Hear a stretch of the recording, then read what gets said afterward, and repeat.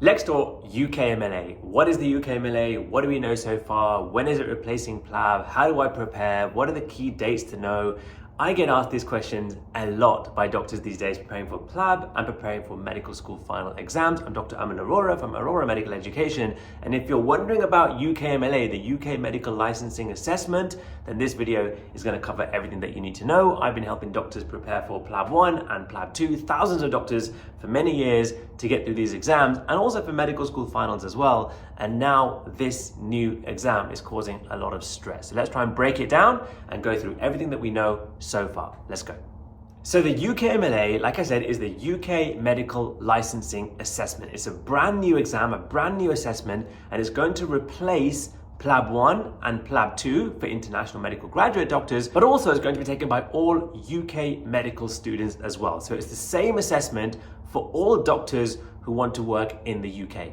Now, if you look at the GMC website, it says that in 2024, at some point, this exam will be introduced for international medical graduate doctors and will replace Plab 1 and Plab 2. But for UK medical students, it'll be introduced for those ending in academic year 24-25. But exact dates at this point are not known. But just remember, if you're an IMG doctor, 2024, this exam is coming.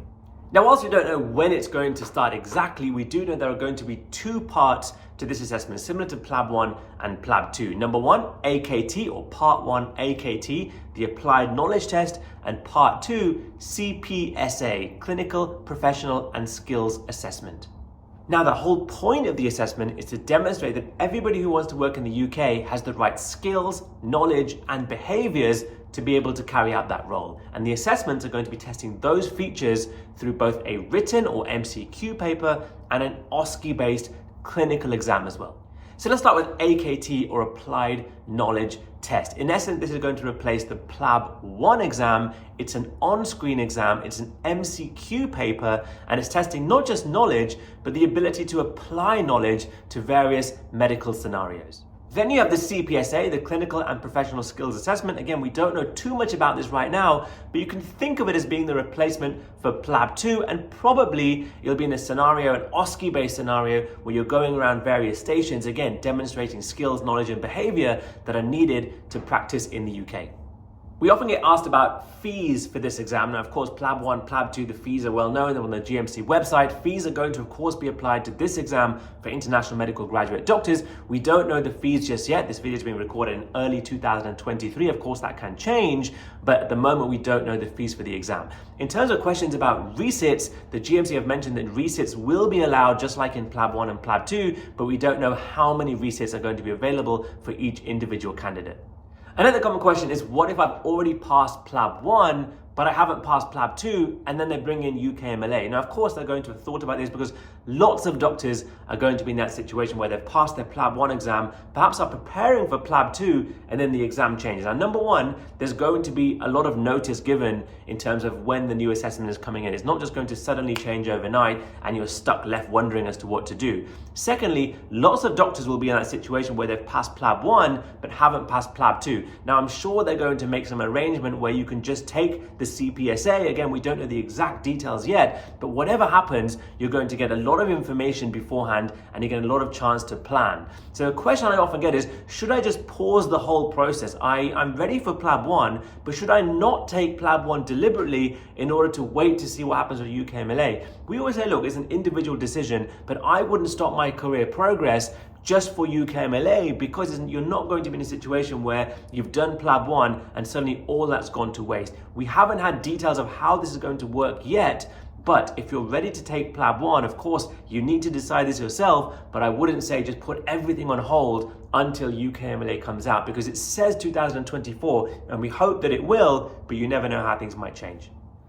Another question we commonly get asked is, how do I prepare for UKMLA? Now, the first thing is, I wouldn't start preparing for UKMLA right now. Plab 1 is still here, Plab 2 is still here, medical school finals are still here, but it's useful to understand what is coming. Now, the GMC have released something called the MLA Content Map, and you can have a look at this on the GMC website, and it goes through the kind of things that you're going to be assessed on when it comes up to UKMLA. Now, I mentioned earlier, it's going to focus on assessing skills, knowledge, and behaviors that are appropriate to work in the UK, but specifically for for somebody who wants to enter the foundation program in the UK. Remember, it's the same exam going to be taken by those people who are at the end of their medical school training and international graduate doctors who want to come to work in the UK. So it's the same assessment, and the level of assessment is at that level where a doctor enters the UK foundation program. So it's worth bearing that in mind when it comes around to preparation. This may change things slightly from the way that you prepare for Plab 2, which is looking at somebody who's entering at foundation year 2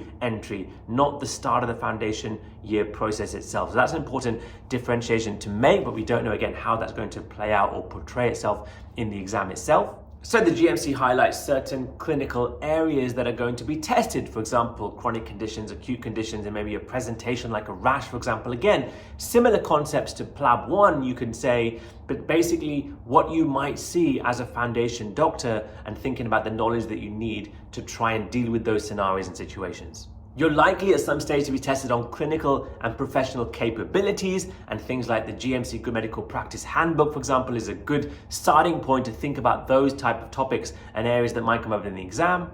And there is some mention of testing areas of professional knowledge, things like medical ethics, law, for example. Again, these are things that will be hopefully expanded on nearer the time, but it's worth bearing in mind these are the kind of things that may come up across the two exams when it comes to UKMLA. But if you're preparing for Plab 1 and Plab 2, a lot of these concepts are going to be across those two exams as well.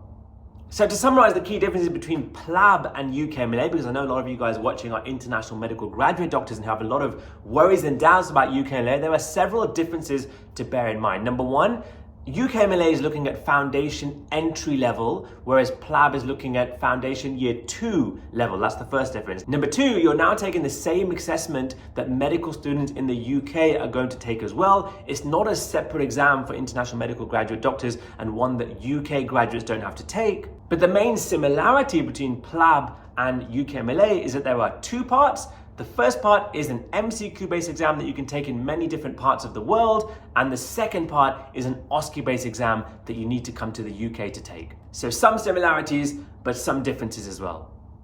Now, of course, UKMLA is brand new. There are bound to be more changes, more updates as we get closer to the launch day. So keep an eye out on the GMC website for updates. Keep an eye out on our YouTube channel for updated videos. Keep an eye out on our UKMLA blog and website page, where again, we'll keep you up to date with everything that comes out in terms of the UKMLA. If you're preparing for Plab 1 or Plab 2 right now, then don't forget to use the coupon Arora Video 10 for 10% off any Plab 1 or Plab 2 resource, whether it's the gold package, the mocks, the online courses, the audiobooks, the flashcards, or anything else that you think may be of some value. And if you are preparing for Plab exams right now and you're worried about UKMLA that's coming up in the future, my advice will be not to change things too drastically in terms of your career plan just because a different assessment is coming up in the future. It will have been thought of. Whichever pathway or whichever route or whichever stage you're at, you should be able to slot straight in and do something equivalent when it comes to the new exam. So please don't worry too much about the UKMLA. Like we say, we're here. If you have any questions or any queries, please do send them at us. If you like this video, found it useful, please do subscribe to the channel. Loads more teaching on this channel, but also updates about various exams that you may be doing in your career, whether an international medical graduate doctor